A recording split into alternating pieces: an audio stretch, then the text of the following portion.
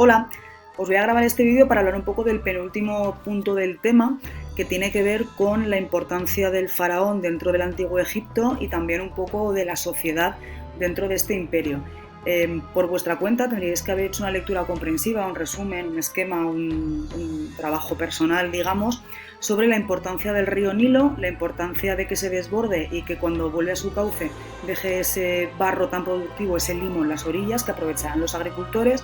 Y hoy vamos a ver, pues lo que os digo, un poco la importancia del faraón y también la sociedad.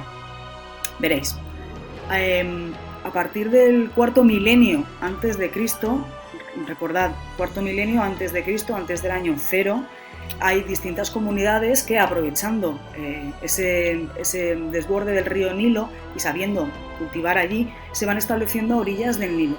Pero no va a ser hasta el 3150 a.C.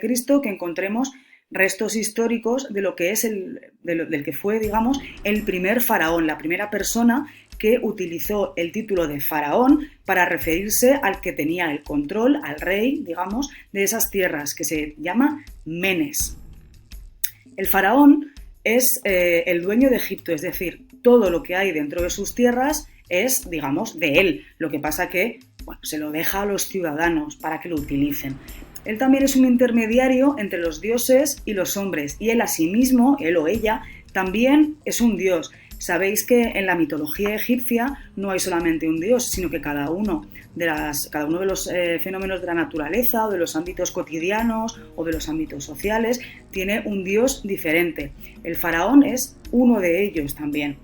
Los fenómenos naturales, como por ejemplo el desborde del Nilo, o que salga el sol, o que llueva, todo eso es atribuido al faraón. Es decir, si un año hay poca lluvia y hay malas cosechas, eso tiene que ver con que los dioses correspondientes, el faraón o a lo mejor Osiris, que es el dios también de la agricultura, están enfadados, y entonces en este sistema que tenemos politeísta del Antiguo Egipto hay que hacer algo, ofrecerle algo para que eso no se repita en años sucesivos. Esto es lo que sucede cuando no sabemos aún utilizar la ciencia, cuando no sabemos dar una explicación científica a los fenómenos, que intentan explicar estas cosas siempre atribuyéndolo a personajes divinos. Por otro lado, en un terreno más, digamos, práctico, el faraón está al frente de la administración, es el jefe del gobierno. Él redacta las leyes y también dirige al ejército. Si tienen que invadir o defenderse de alguien, él va a ser la cabeza visible, siempre asesorado, pero él va a ser el que dé la última orden. Y además, como hemos dicho, tiene una relación directa con los dioses y, por esto, manda construir muchísimos templos para ellos, para cada uno de ellos. En las distintas ciudades de Egipto hay, digamos, dioses locales que se veneran más en un sitio o en otro, y luego hay como un panteón familiar que se venera en todo Egipto. Los faraones les pasa también otra cosa, que claro, al ser dioses, cuando mueren siguen protegiendo a la población, porque digamos que muere su cuerpo terrenal, pero el espíritu se mantiene. Entonces, como son personas tan sumamente importantes, al morir se les hace enterrar en monumentos funerarios, como por ejemplo las pirámides. Esto lo habréis sabido, lo habéis investigado muchos en vuestros trabajos. Muchos habéis nombrado las pirámides correspondientes a cada uno de los faraones. Por otro lado, además del faraón, el gobierno se compone de diferentes personas, y la más importante que tenéis que conocer es el visir. El visir es el primer ministro, es, digamos, la persona más importante dentro del gobierno después del faraón.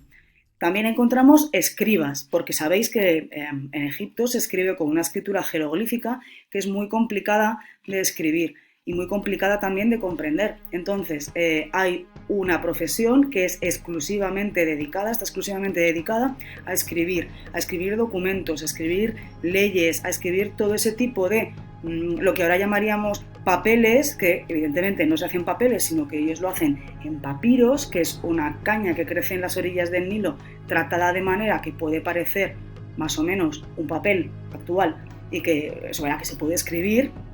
Bueno, pues los escribas son las personas que escriben ese tipo de documentación oficial.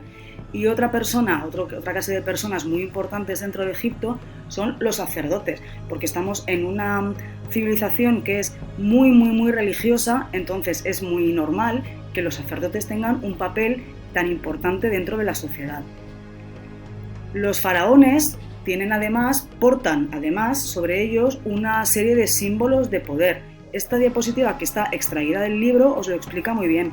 Hay dos tipos de cetros, hay una especie de tocado que se llama nemes, que lleva una cobra y un buitre, y también vemos otro tipo de, digamos, atuendo que se compone de una corona doble simbolizando que es rey del Alto y del Bajo Egipto, la cobra hembra y la barba postiza. Todo esto son símbolos de poder, no se ve para las ceremonias oficiales o para cuando tiene que dirigirse a su pueblo o para cuando es retratado para sus máscaras funerarias, por ejemplo, o para otro tipo de arte. El faraón siempre va a estar portando estos símbolos porque son los que a él le dan, digamos, el poder, es el símbolo del poder. Igual que todos tenéis en la cabeza, por ejemplo, que en los reyes de la Edad Media llevan corona, ese es el símbolo del poder. El rey lleva corona, los demás no. Pues esto es lo mismo. El faraón lleva la corona doble, la barba postiza, el nemes, los cetros. El resto de la población no, porque no son el faraón. Este es el símbolo de su poder. Y aquí os pongo, por ejemplo, la máscara funeraria de Tutankamón. En la máscara funeraria me refiero a el adorno que se pone encima de su ataúd, representando cómo era él en vida. ¿Y cómo se le representa? Con todos los símbolos de poder de un faraón. Los mismos que veíamos en la diapositiva anterior son los que podemos apreciar en la máscara funeraria de Tutankamón. Os pongo esta, por ejemplo, pero se puede apreciar en muchísimas más. Por último, vamos a dedicar 2 minutos a hablar de la sociedad egipcia. Si os acordáis de la sociedad de Mesopotamia, esta es muy parecida. Es muy jerarquizada, que quiere decir que hay diferentes capas sociales. En la cúspide están los que mandan, que son pocos, y en la base están los que son mandados, que son muchos. En la cúspide, como os digo, está la minoría dirigente, está el faraón, los sacerdotes, los escribas, los altos funcionarios. En el escalafón inferior tenemos soldados, comerciantes, propietarios de terrenos y artesanos. Y después, conforme se va ensanchando la pirámide, encontramos agricultores, pastores, ese tipo de oficios que son necesarios, que se hacen con las manos. También los agricultores y los pastores, dependiendo de las necesidades, podían trabajar en las obras de, por ejemplo, las pirámides o los monumentos o los templos. Y en la base están los esclavos, que son principalmente personas de otros pueblos que han perdido la guerra contra Egipto y que trabajan a cambio de comida exclusivamente en, sobre todo, las construcciones funerarias y las grandes pirámides, por ejemplo, esa clase de monumentos. Son esclavos. Por último, tenemos, en el libro os pone algo muy parecido, pero bueno, este cuadro me ha parecido que estaba mejor. Tenemos la evolución política del Antiguo Egipto, es decir, si tenemos desde el año 3000 más o menos antes de Cristo hasta el año 30 antes de Cristo, que pasa a ser una provincia romana, en esos 3000 años Egipto no fue todo el rato igual, sino que va pasando por diferentes periodos. Veréis, el más antiguo se llama Imperio Antiguo. Durante ese periodo la capital estaba en Menfis y ahí las características que apreciamos es que hay una gran estabilidad y prosperidad y que por eso, entre otras cosas, se pueden dedicar a construir grandes pirámides. En el Imperio Medio, la capital cambia a Tebas y es un periodo muy convulso y está lleno de guerras y de invasiones. Durante el Imperio Nuevo, la capital sigue estando la mayoría del tiempo en Tebas.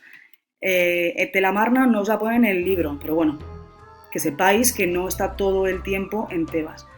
Es la época que más identificamos en nuestra cabeza y en la cultura popular, sobre todo gracias al cine y a la literatura, con el Antiguo Egipto y los faraones. Aquí viven los faraones más famosos, como por ejemplo Ramsés II, que es un faraón que a todo el mundo le viene a la cabeza, ¿no? Y por último, la última época, la época tardía, que termina, como os digo, en el año 30, cuando Egipto pasa a ser una provincia del Imperio Romano. Esta es, por ejemplo, la época de Cleopatra. Cleopatra es la última faraona y es quien entrega finalmente Egipto al Imperio Romano. Bueno, espero que os haya sido de utilidad y si tenéis cualquier tipo de duda, por favor me enviáis un mail, os ponéis en contacto conmigo, ¿vale?